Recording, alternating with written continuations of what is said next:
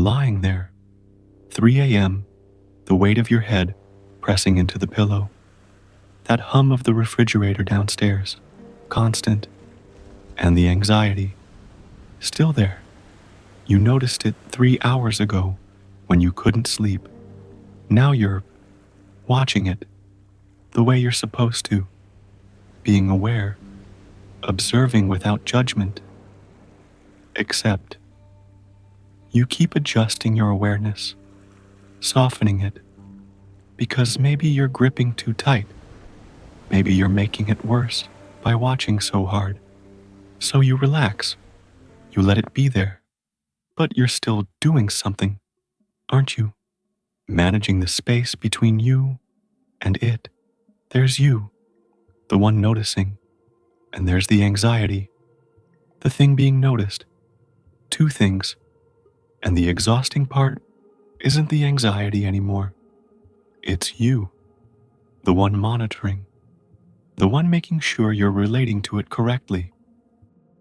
Krishnamurti said something in 1971 that destroys this entire arrangement. Not a technique, just something you see. Someone asked him the question everyone asks, how do I change this? I see this separation between the observer and what's observed, but I don't know what to do. Krishnamurti didn't give a method. He pointed at something already happening. The truth is, I am anger, not I am different from anger. Not you have anxiety. You are it, and the observer trying to watch it, manage it, accept it.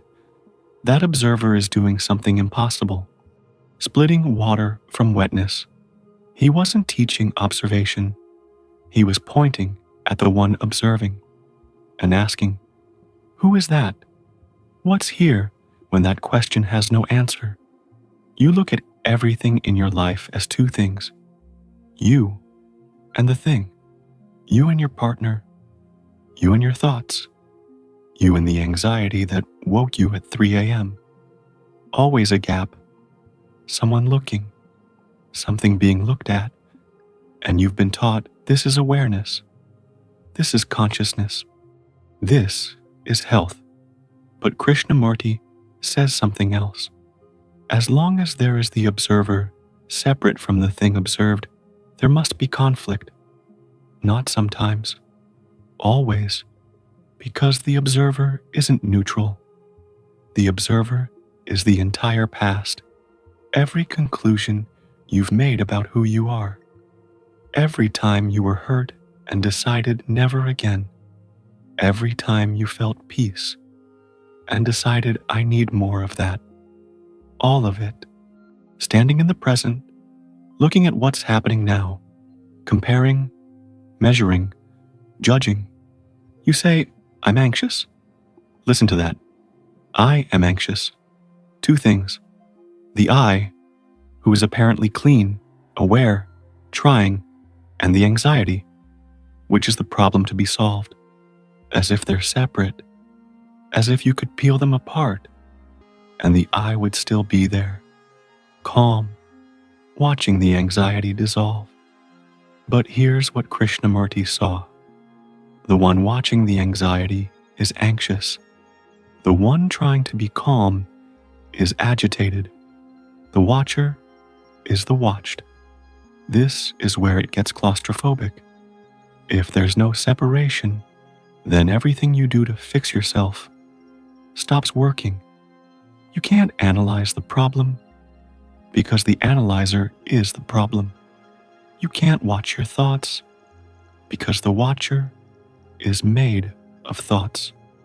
You can't manage the anxiety because the manager is anxious. Krishnamurti uses jealousy. The example is brutal. He says, you feel jealous. Immediately, you split it. I am feeling jealous. The I, the jealousy, division. And because there's division, you can do something. Suppress it. Understand it. Remind yourself it's irrational. Journal about where it came from. The jealousy continues. Maybe it goes quiet. Maybe it shifts. But it returns. Because the one trying to eliminate jealousy is jealous. The controller is the noise.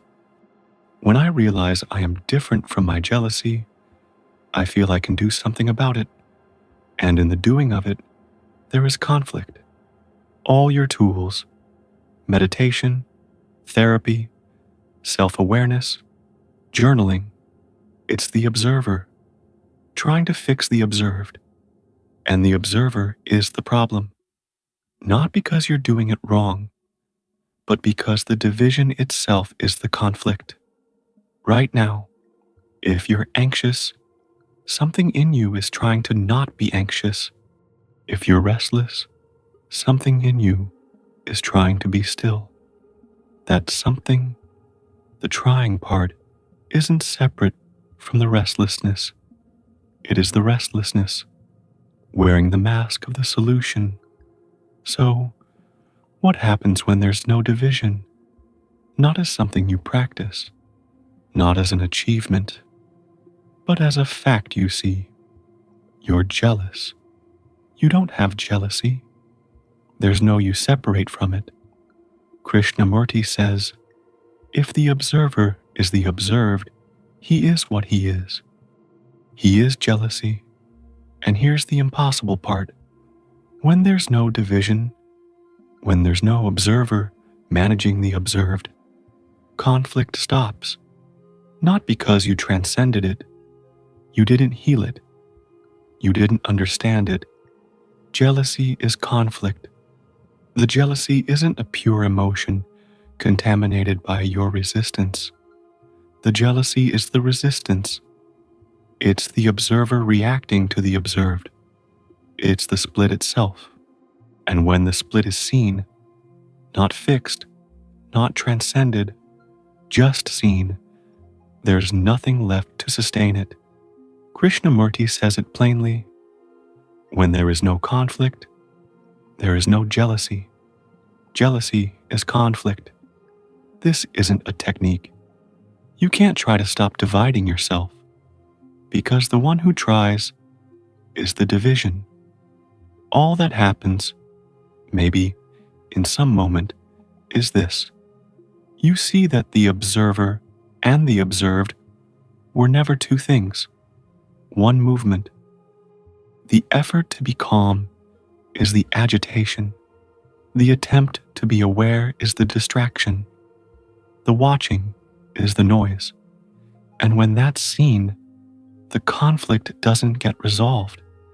It just stops being fed, like a fire that runs out of wood. Not because you extinguished it, but because there's no one left to keep adding fuel. The controller was the noise.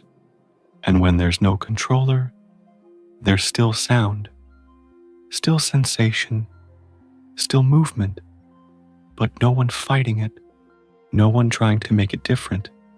Just this. At the end of that talk, someone asked Krishnamurti, is jealousy human nature? He didn't answer.